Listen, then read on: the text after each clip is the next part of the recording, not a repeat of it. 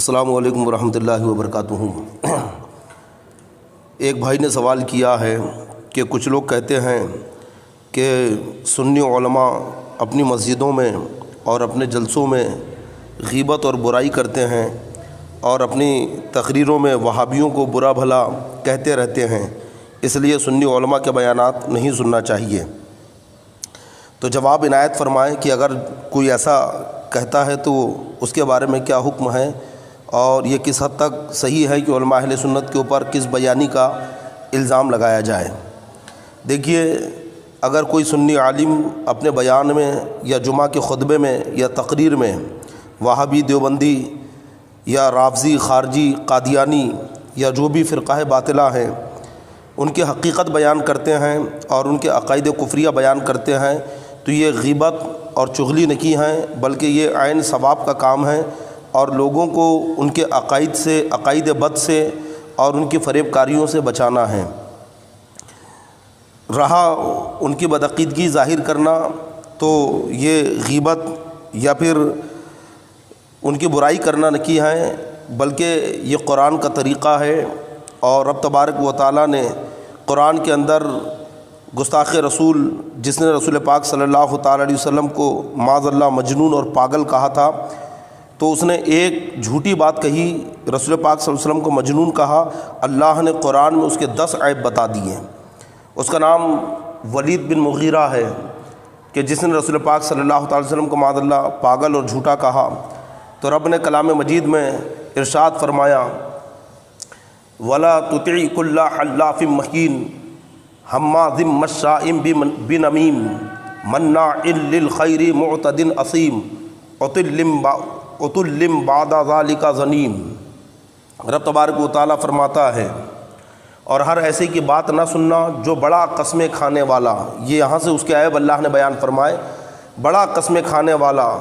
ذلیل، بہت طعنے دینے والا، بہت ادھر کی ادھر لگاتا پھرنے والا، بھلائی سے بڑا روکنے والا، حد سے بڑھنے والا گنہگار، درست خو،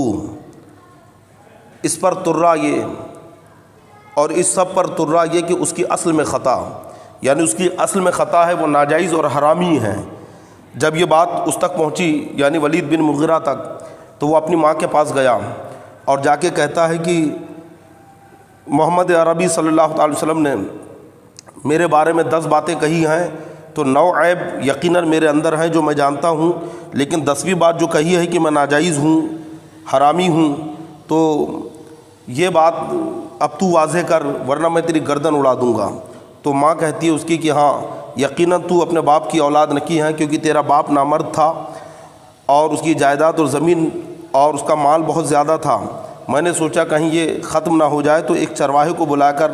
میں نے اس سے بدکاری کی جس سے تو پیدا ہوا۔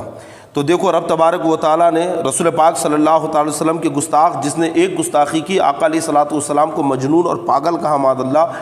تو رب جل شانہ نے کلام مجید میں اس کے 10 عیب کھول کے بیان کر دیے کہ جو نبی کی گستاخی کرتا ہے اس کے عیب بیان کیے جائیں گے، ان کی گستاخیوں کو لوگوں کے سامنے رکھا جائے گا۔ ہم تو کسی وہابی، دیوبندی یا کسی وہابی کا ذاتی عیب بیان نہیں کرتے ہیں، وہ ذاتی طور پر کیا کرتا ہے، کیا نہیں کرتا ہے، اس کی زندگی میں کیا کالا پیلا اس نے کیا، ہمیں مطلب نہیں۔ ہم تو اپنے بیانات میں یا علماء اہل سنت اپنی تقاریر میں ان کی بدعقیدگیاں بتاتے ہیں کہ انہوں نے اپنی کتاب میں کیا کیا لکھا ہے، اور یہ اپنے بیانات میں اور اپنی تقریروں میں کس طرح سے اللہ اس کے نبی صلی اللہ تعالیٰ علیہ وسلم کی گستاخیاں کرتے ہیں۔ ہم تو ان کے جو قول اور فعل ہے یا ان کے جو قول اور جو تحریر ہے وہ لوگوں کے سامنے رکھتے ہیں، ان کی ذاتی باتیں ہم کبھی بیان نہیں کرتے اپنے بیانات میں، لیکن اللہ نے گستاخ رسول کی ذاتی باتیں جو چھپی ہوئی تھی وہ اللہ نے نکال کر بیان کر دی۔ اس سے اندازہ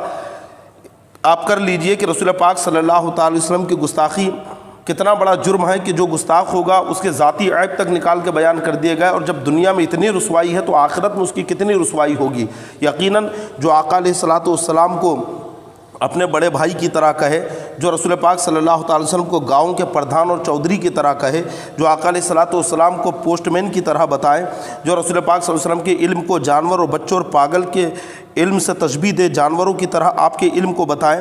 جو رسول پاک صلی اللہ تعالی وسلم کو یہ کہے کہ مر کے مٹی میں مل گئے تو یقیناً وہ گستاخ ہے، اور ایک نہیں ہزار بار ہم ان کے عیبوں کو اپنی مسجدوں میں اپنی تقاریر میں بیان کریں گے، اور انشاءاللہ تعالی آئندہ ایسی نسلیں چھوڑ کے جائیں گے جو وہابی دیوبندی اور جتنے بھی گستاخ رسول ہیں ان کے چہروں سے ان کی بدعقیدگیوں کا نقاب اتارتے رہیں گے اور ان کی حقیقت لوگوں کے سامنے بیان کرتے رہیں گے۔ سرکار اعلیٰ حضرت نے ہمیں یہی سبق پڑھایا ہے، حشر تک ڈالیں گے ہم پیدائش مولا کی دھوم، مثل فارس نجد کے قلعے گراتے جائیں گے، خاک ہو جائیں عدو جل کر مگر ہم تو رضا، دم میں جب تک دم ہے ذکر ان کا سناتے جائیں گے۔ السلام علیکم ورحمۃ اللہ وبرکاتہ۔